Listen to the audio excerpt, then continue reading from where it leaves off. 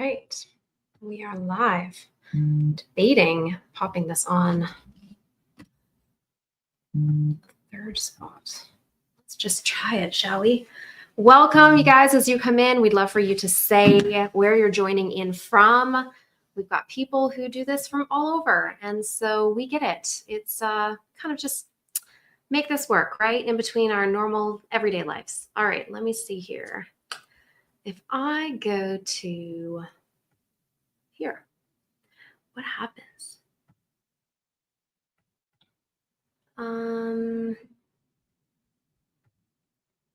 Oh, wow. Cool. Why is it saying I'm live? Events live today. You're here. Where are we live? Let's see. How fascinating. Well, hello and welcome, everyone. We're just trying to figure out all this out. Link to the video. Here we go. Sorry, guys. There's like 3 different places we're trying to do. So I think we're almost there. This is the one.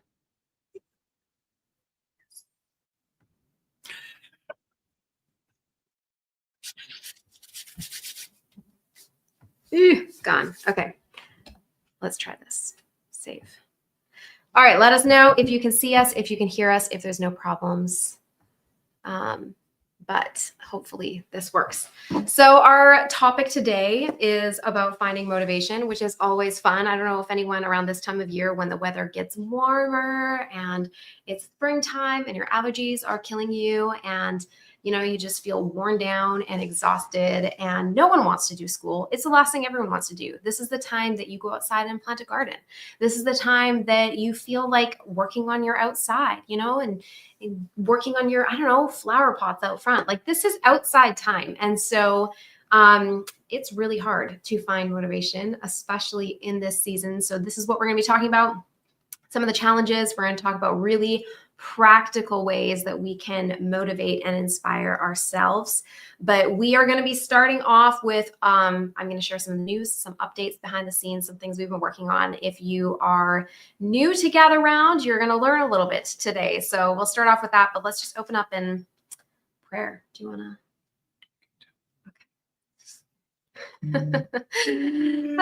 God, we just thank you for this time. We thank you for everybody who's joining in, anyone who's watching the replay. Father, we thank you that you are the one that motivates and inspires us. God, I just pray that that you would fill us, that you would direct us, that you would encourage us, and that we would be walking towards the things that truly matter. And let that be our inspiration, that we are being obedient to your will, that we are following what you have for us, God. I just pray that you would just go behind and before us, Father, and that you would give us fresh perspective for our homeschools and our days and our homes and all the things that we're managing. Thank you in your name. Amen. Okay. So I'm going to just let that one be and we'll see what happens. But we've got 2 other spaces open. We are currently live on our app. You can find our app. It's totally free. It's available at app.gatherroundhomeschool.com. And the exciting thing is that's one of our updates that we get to talk about. If you were on Saturday, maybe trying to go to the app, that's where we have all of our resources. So if you've been using Gather Round for a little bit, you may not know that we have an app with resource links. I'm talking videos, rabbit trails. I'm talking free PDF downloads of book lists and planning pages and certificates of completion and binder spines and scope and sequences. I mean, we got a ton of resources to go along with every single unit that we do. And that is all available on our app. And you can cast it. You can view it from your website. You can view it from your phone. So it is an amazing tool. And if you were on it on Saturday, you may have noticed that things were changing. All of a sudden you were at one place and then it looked totally different. I did see a few messages come in from people who were like, wait a minute, I didn't sign up for this. I loved the old app. What is happening? And so let's talk about it, shall we? I am here to prepare you for a change that is coming. Now, I re-diverted you back to the old familiar experience of the app that you are used to, but I do want you to know that there is a new app that we have been working very hard on behind the scenes, migrating all of our resources over there. It's a little bit more user-friendly. If you have Apple, you can cast the videos directly from there to your TV or screen, which is one of the feedback and requests that we had. there is a lot more functionality in there. So we are going to be creating a new membership called the Village. And that's just based on this idea of, we've seen the village, we don't want to raising our children, kind of a thing that we say as homeschoolers. But I think we need to create a village. And so there's going to be this new membership that has a place for connection, community. We're going to have weekly challenges to inspire and motivate and encourage us. There's a private chat group. There is going to be a weekly podcast that's exclusive to that area. And we are also going to be in the fall starting up with a weekly co-op, a live virtual co-op, including some extracurriculars that your kids can join in and participate with other kids. Another great way to motivate. So we're really excited about it. If you want to check it out, you can. So the old app is at app.gatheroundhomeschool.com. We're going to be migrating in the next few weeks. If you just want to get ahead of that and prepare yourself, go to new.gatheroundhomeschool.com. You have to create an account, but all the same resources are there. It's all still free. The Village is just a new private sector that is additional to everything that we offered on our previous app. So exciting things to come, guys.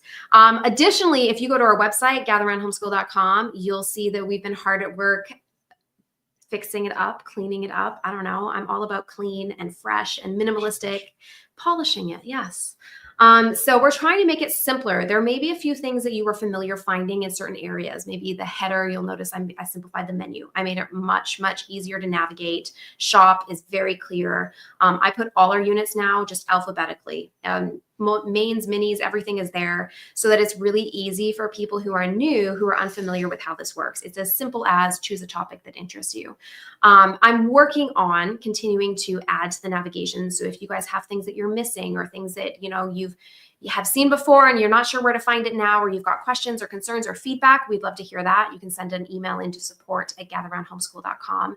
And we'd love your help as we continue to improve on our services and our style and our brand to make things cleaner and simpler. When's the old app going to end? Officially end of this month. The old app will be discontinued and the new app, you will all be diverted to it, like it or not. Isn't that exciting? I know not everybody likes change. I get it. I understand. It's learning new things and you get familiar with what there is, but there is a lot more functionality that we have, especially as we're looking at doing this live co-op. And we wanted to create this membership opportunity. There's just a lot, the ability inside that membership to find people who live near you and put on your own events to say, hey, let's do a meetup. And you can actually be connected with people who live in the similar region. And so the ability to actually allow you guys to connect, I feel like it just has a lot more functionality. So it's exciting. It is a good change, but I do know that we've had lots of time to prepare for it and you have not. So I'm just giving you that preface, just so y'all know. Okay. All right. I realized I don't have this open. There we go. There we go. I got to see some comments. I never know if it goes up or down, but we'll see. See if it moves up or down.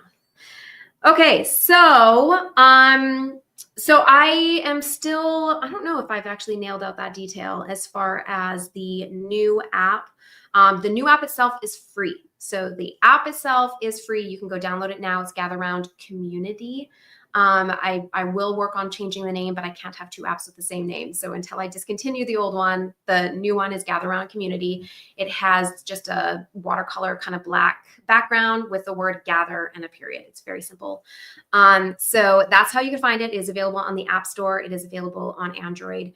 And I'm working out the details and trying to finalize everything for the membership. I do think there is a trial available where you can kind of go in there and try it out.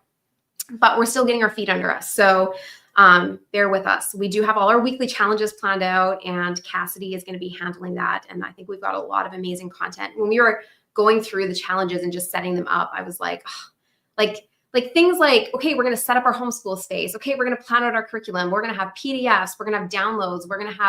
I really think that it's going to be just that extra support for people who are, like we're talking about today, lacking motivation, feeling like, isolated and alone, and that they just need accountability, or they need encouragement, or maybe their kids are just feeling disconnected. I feel like we could create a village where we have the ability to connect with one another. And we all spend so much money on things like co-ops and extracurricular. And my goal is to combine those things into one that will work even if you live in a rural community, and hopefully save you money. So that is what we're looking at doing.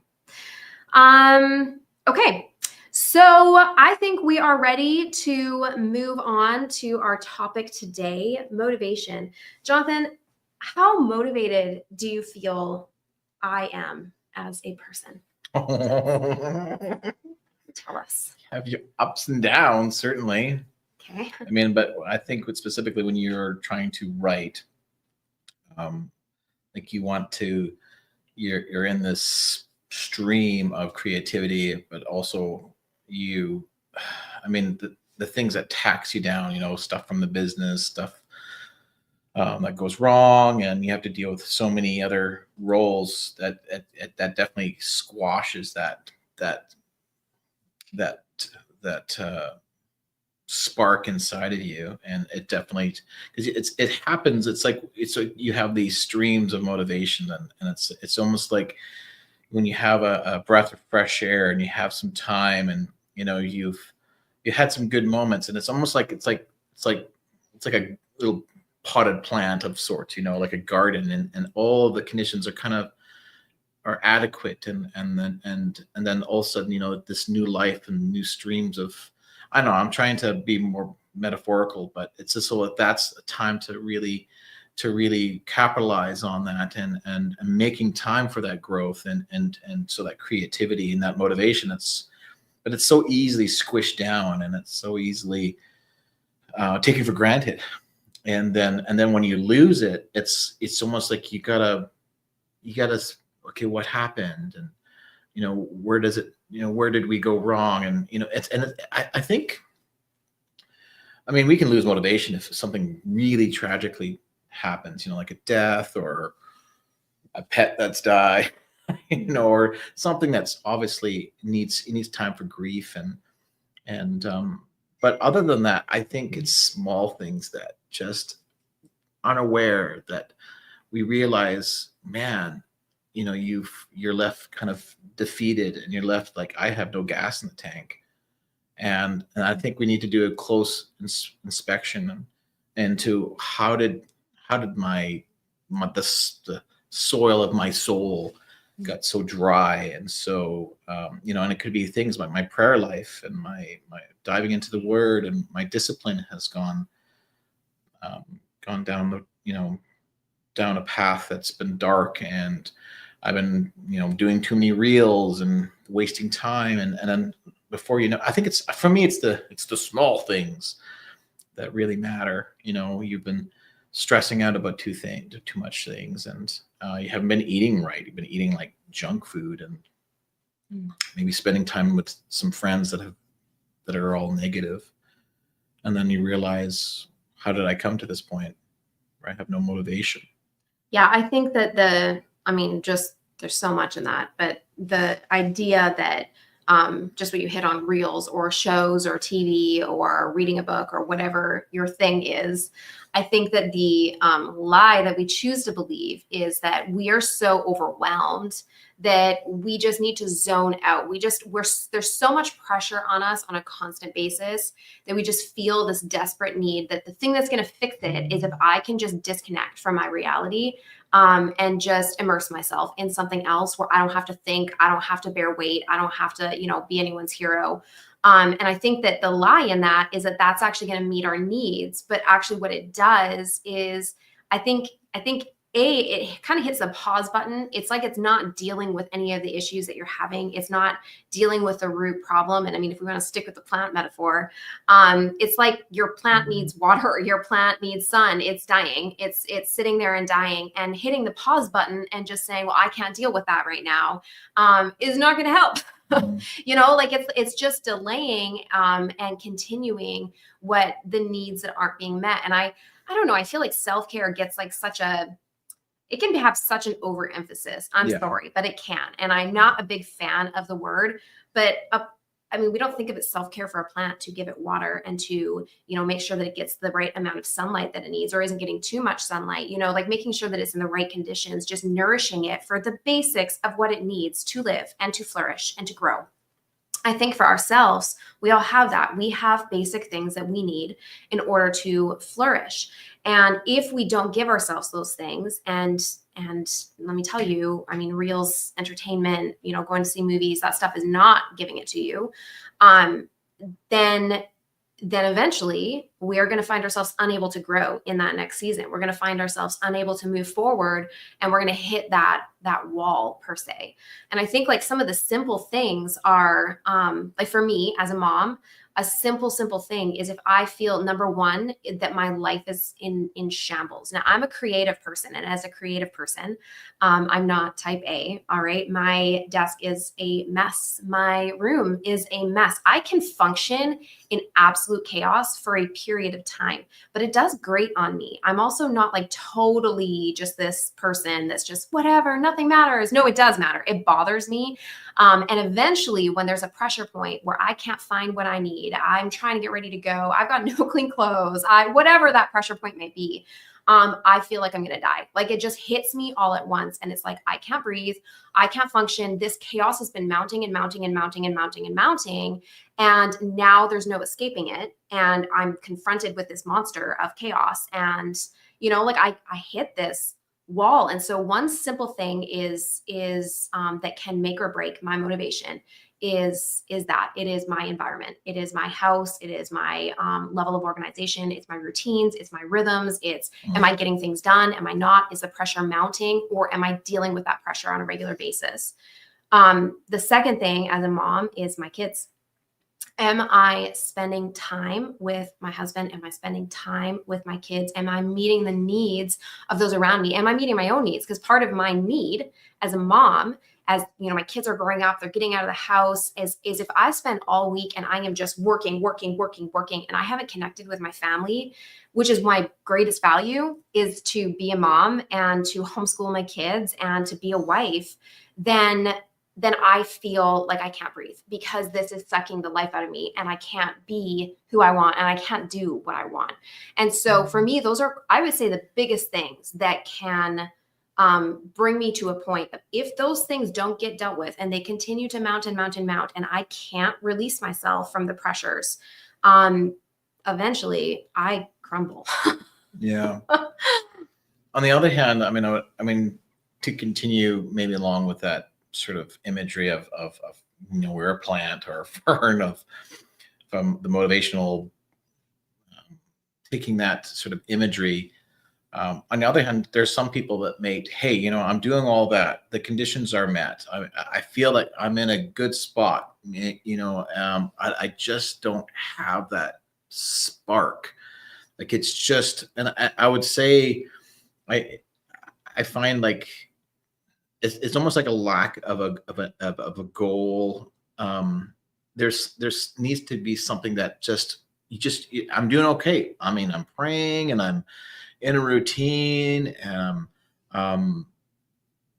everything, things are good. But I'm missing that. I just don't know what it is, and it's just almost like, for me, that it's almost like I would encourage, like, maybe like a patience, waiting on that dream, that something that provokes you to, okay, I got something now that has pushed me just enough to, okay, that way I need to go that. You know what I mean?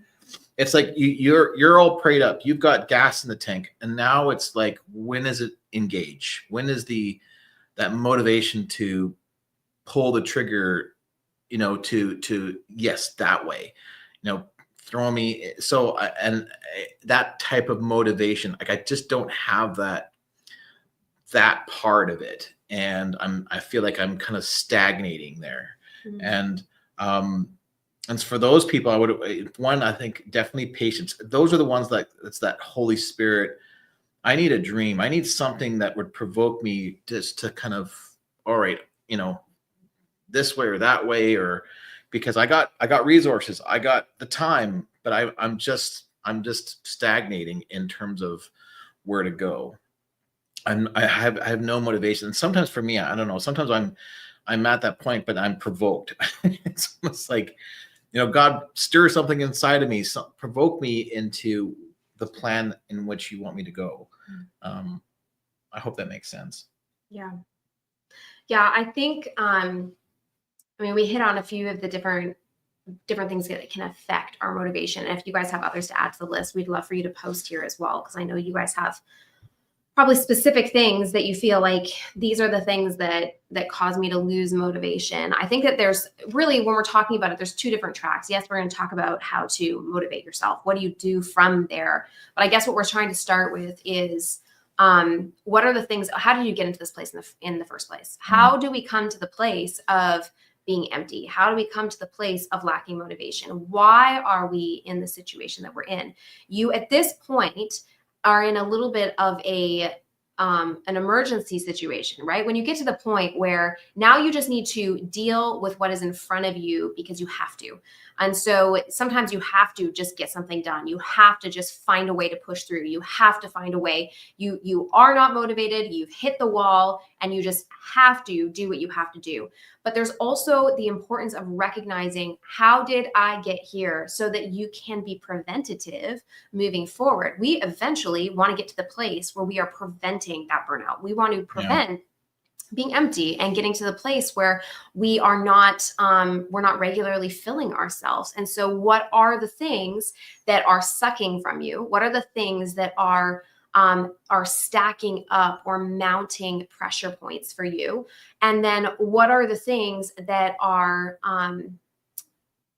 it's identifying the ways that you can prevent getting to this point. I think that that's key. I think that you have to identify that so that you can make steps going forward. There are things that are going to fill you. There are things that are going to, it's, the love tank. Have you guys heard that analogy? That's what I keep thinking of. There's things that you're pouring out and they're sucking away from your capacity per se. And then there are things that fill you, and it's important that you are regularly, yes, pouring out, but it's also important that you are regularly being filled so that you can continue to pour out. And I think that's similar with motivation. What are the things that are sucking away your motivation, but also how can you be filled, and what are the things that nurture you and fill you so that you're regularly pouring those things in, so you're not running into this emergency situation of how do I manufacture motivation? Well, that's the thing, is when you're teaching is so, I know when I went to public school, I wasn't motivated to do anything. Because they were so boring. It was so boring and so uninteresting. The curriculum was, let's learn about fractions. Nothing applicable, nothing really applicable to, like, it was just not interesting enough. When it was interesting, then I would just like dive into it. And you can tell the teachers themselves were uninteresting. They were boring. You can tell they were just reading from a script. But they were locked into the program. And so if they were not interested, they come up to, teachers and like, why would I buy into this? And some were bought into it, obviously, because they have, students where they wanted to get the high marks. I was uninterested in the high marks. I wasn't interested in pleasing my teachers. I was interested in the material, if it was interesting. I remember the first book I read, which was, My Side of the Mountain. I read it, I reread it, and I remember my teachers were like, "Wow, like, why didn't you read all these other books?" Like, because they were boring. I wasn't interested in some books. I wasn't interested in that.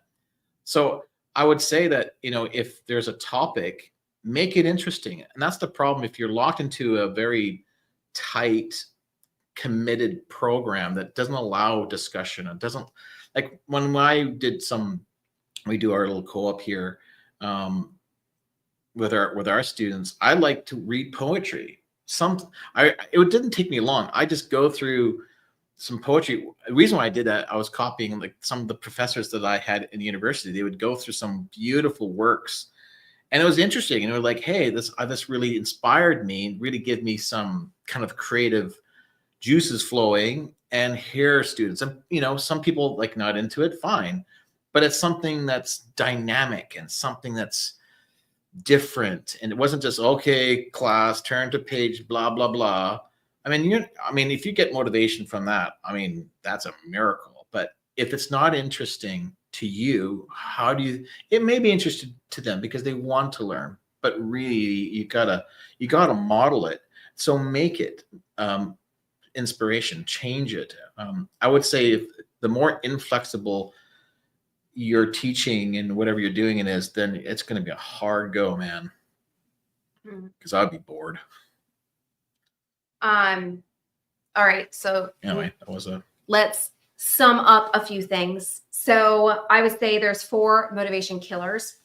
Your environment can kill your motivation, pressure, and ongoing pressure that just never ceases.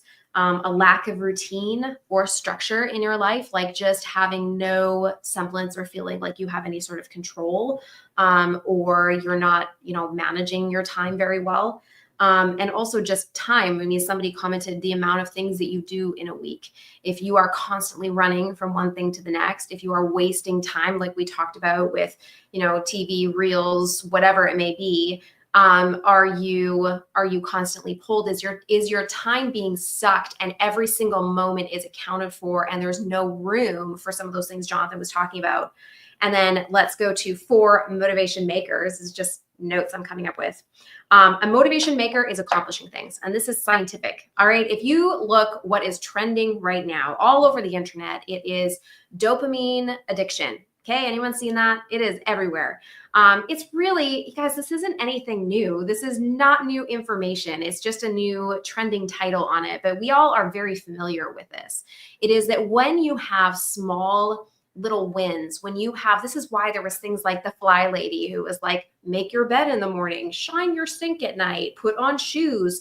The small little things are proven, scientifically proven, to cause you to be more productive because they make you feel accomplished. Accomplishment is very in itself rewarding, and it can propel you to want to accomplish more because you get that sense of satisfaction. You get that sense of fulfillment from doing it. And so this is just a science. Let's hack science and use it to our advantage. So there are small things that you can do. I think one of the biggest motivation killers is setting such huge goals for yourself. And I'm the worst for this. So I am talking to myself right now, but I have my lists that are totally impossible. They almost never get accomplished. And the problem is that then I always feel behind. I always feel like a failure ultimately because I'm not accomplishing anything that's on my list to accomplish because I created goals instead of like my task list is like, write this one module of like 3 different math steps. Well, that's not like I could break that down so that I could check off one thing.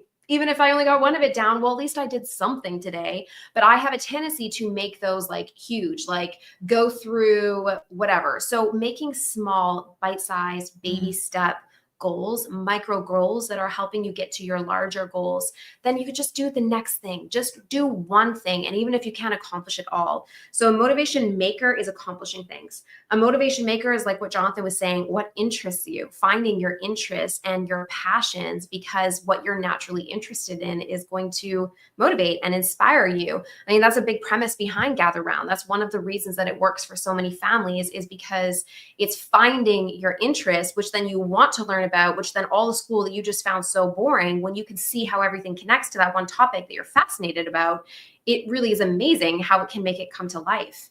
A motivation maker is creativity, and a motivation maker is connection. And so again, going back to sometimes I can accomplish more when I can set good boundaries for myself, clock off from my work, spend time with my family, go out, have fun, laugh, and feel that connection, creativity, get outside, breathing in the fresh air, getting some sunshine, whatever that may be, is so filling for me. And when I come back to work, I can be so much more productive because I'm taking the time to fill up so that I have ideas generated. Did you have something to add on that? No, that's good. I like it. I think too, like it's important to recognize our personality styles, right? Like Yeah. even for like the introvert versus extrovert is a huge deal when it comes to motivation. If you are introverted, then for me, I slowly, and you can literally watch it happen. I do okay until I've had days, consistent number of days without rest from people, without rest from having to get dressed, put on a face, physical face, and also put on a face, like have to perform, feel like I have to be on. If I don't have at least 1 to 2 days like that in a week, which at this point in my life, I have 0 days like that, I just slowly start to crumble. And it's like a slow death.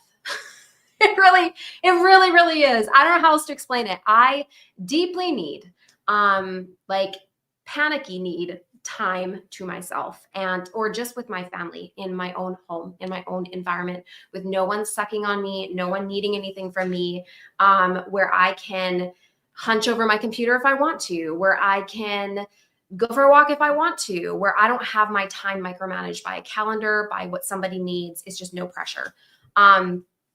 Me time. It's big. I don't know how else to put it. Me time. It's big.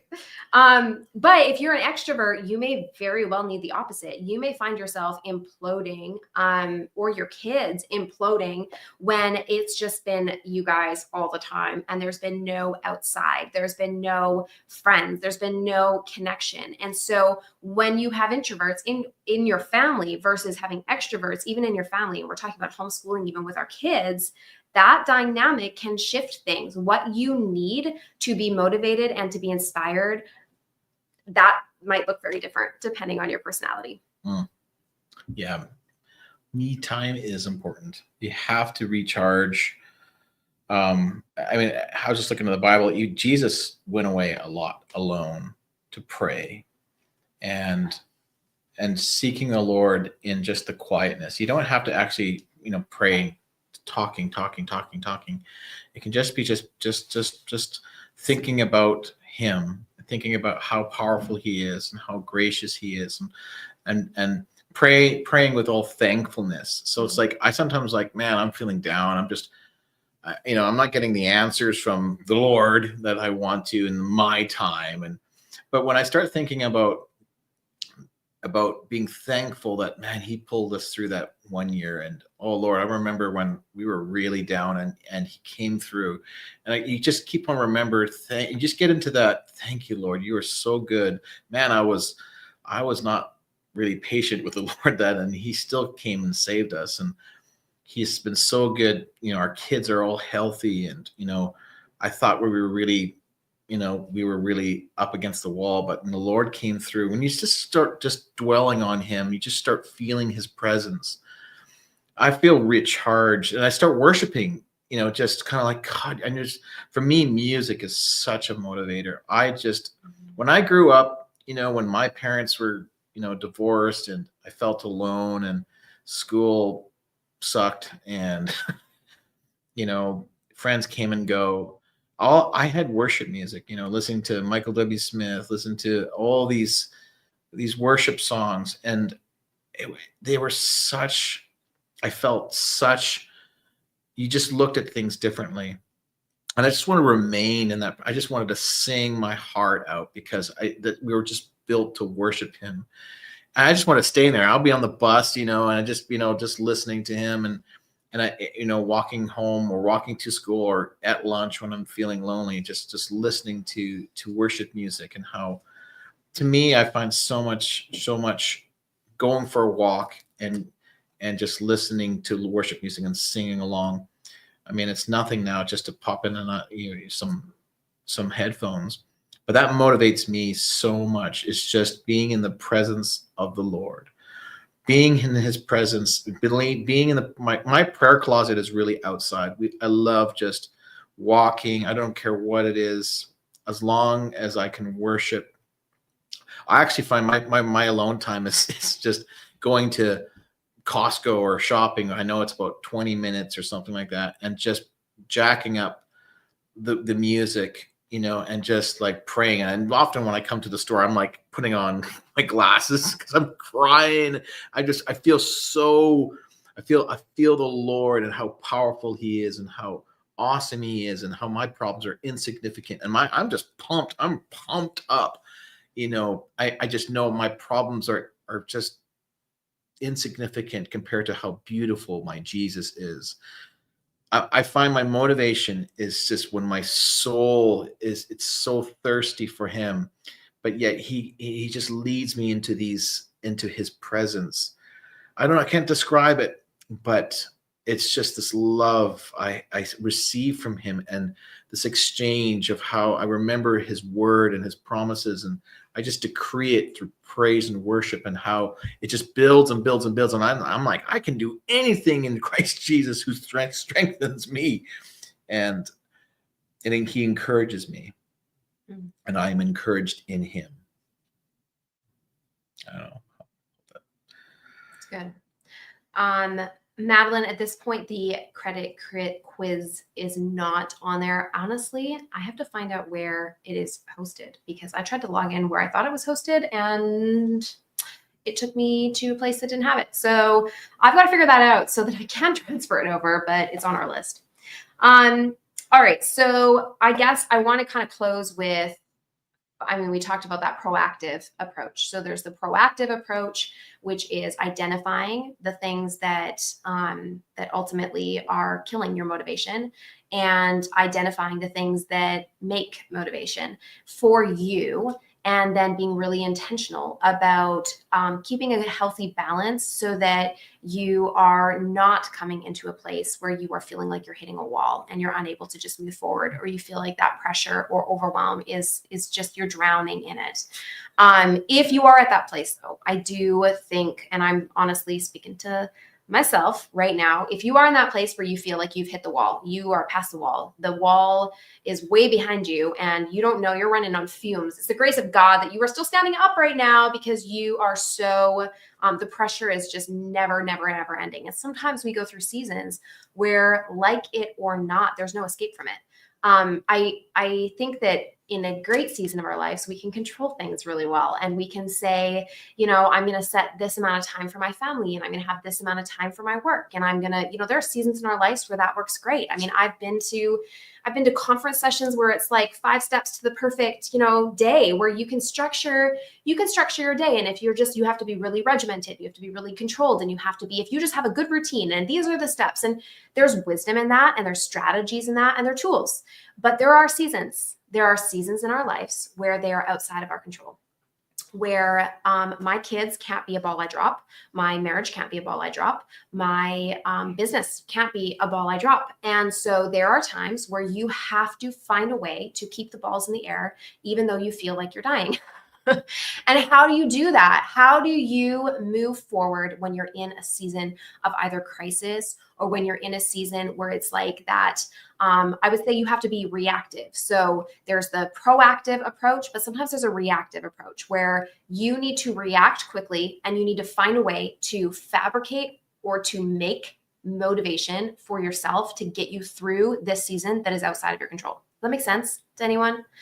So if you're in that season, like Jonathan was mentioning, music is such a huge thing. I will sometimes waste time for hours putting together a brand new playlist to listen to so that I can write, because I can sometimes listen to just one type of song or music or album that I can write so much, because it just so motivates me. It just calls me up to this place. So music is incredibly powerful, and I do not consider that a waste of time at all. Our whole family, we all send each other music all the time, because it is a powerful thing. When we want to clean our house, we always turn on music. Sunday mornings, we turn on worship music.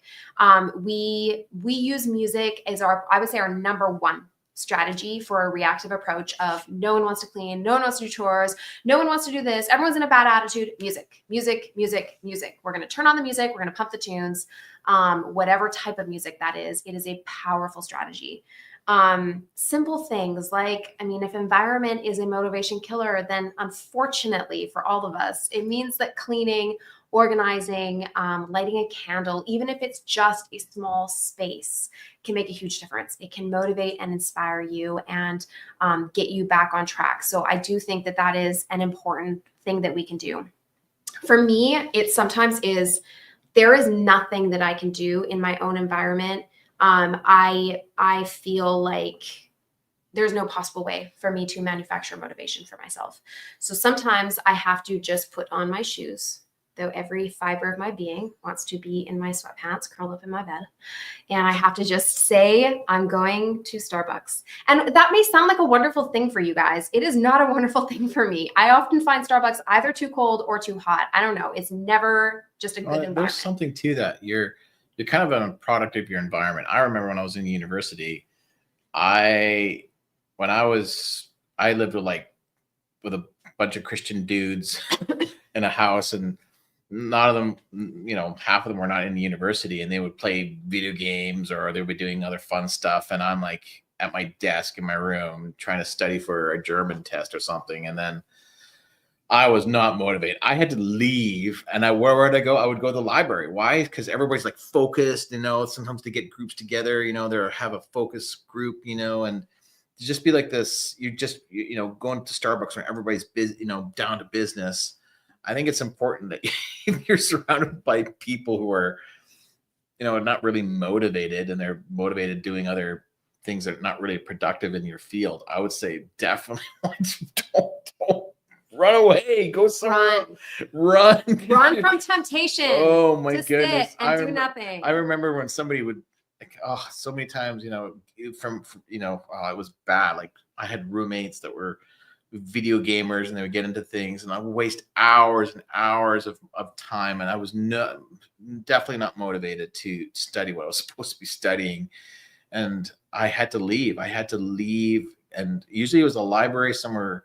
It wasn't just having a quiet place. It was when you kind of look and, other people are like, studying, and they're making flashcards, and they were just, I'm like, oh, I better do the same thing.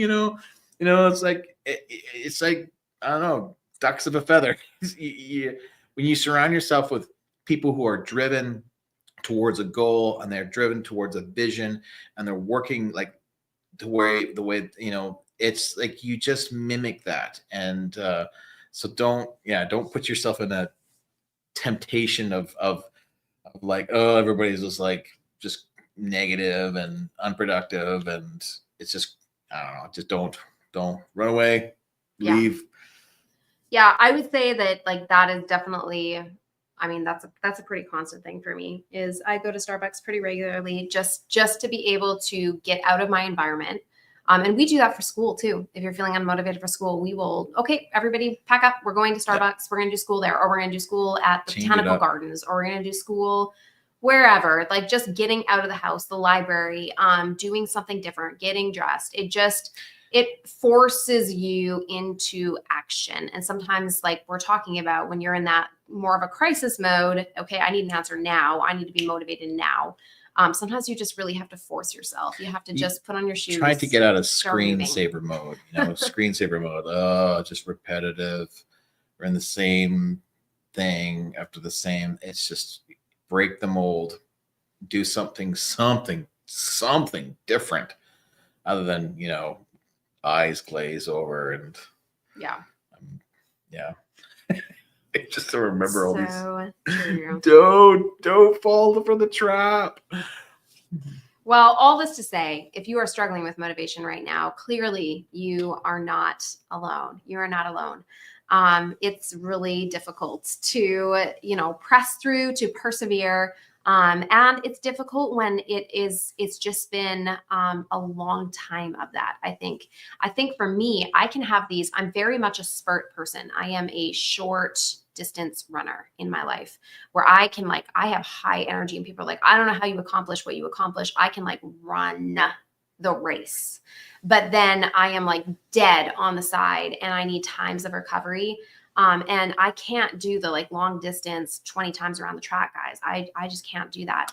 But again, there are seasons where, like it or not, there's no stopping. There's no getting off this hamster wheel. And so you have to find a way to keep going. And that's encouraging yourself in the Lord. Sometimes that's getting a fresh perspective. It's finding, yes, the little things you can do to accomplish, but also the little tiny moments that anything you can do is helpful to help feed yourself. That's spending time with the Lord, being intentional, being purposeful, having a bath, going for a walk, anything you could do, drinking water. Sometimes my self-care is going to the bathroom.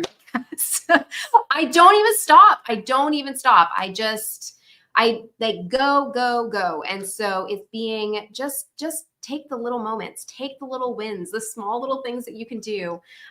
Heat up your coffee, guys. It's sitting there. You took 2 sips. Just give yourself the luxury of finishing that cup of coffee. And so take the little things that you can. And those things all help. They really do. I did see a comment, raising 6 arrows. What do you need to be on the math beta? If you are a math beta tester, if you go to the regular app.gatheraroundhomeschool.com, or the old app on your phone, there was a link I posted that if you click on that, it will auto direct you in where you can go right into that spot. So rather than waiting on us to accept the invite, that's the fastest way, because that is an invite. So go check that out. Awesome. Well, I think that we covered a lot of ground. I think that we talked enough about. You are encouraged, motivation, and motivated to run the race with endurance and perseverance, because that's what it's all about. We know that there's a lot of little things to motivate you and inspire, but we know that there's work to be done. We do know that in the end there is work to be done, and you can't get around it. So how are we going to get there? How are we going to get through it? And it's like that jogger's high, it's like, this is, I don't know why, but it's funny when you're so inspired. And I always think of the times when you are motivated and you get through a lesson or you get through teaching, how fast time goes and how rich the lesson was and how rich the discussion was. And you went through passing there.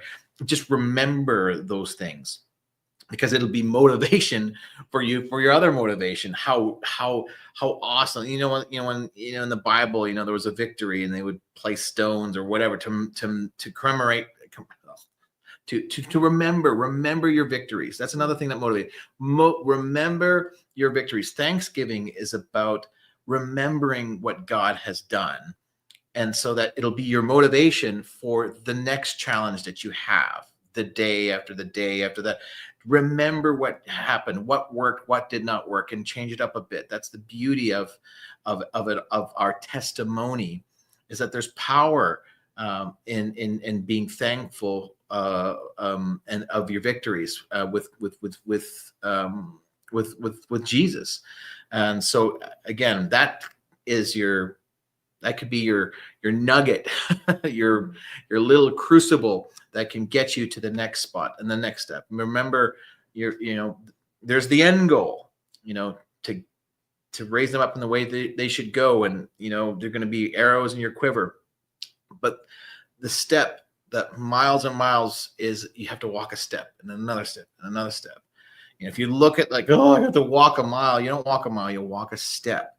So just think in the small little victories, and then before you know it, your kids are all grown up, and then time has passed, and we realized we shouldn't have worried about so much, because it was God all along pushing us through victory after victory.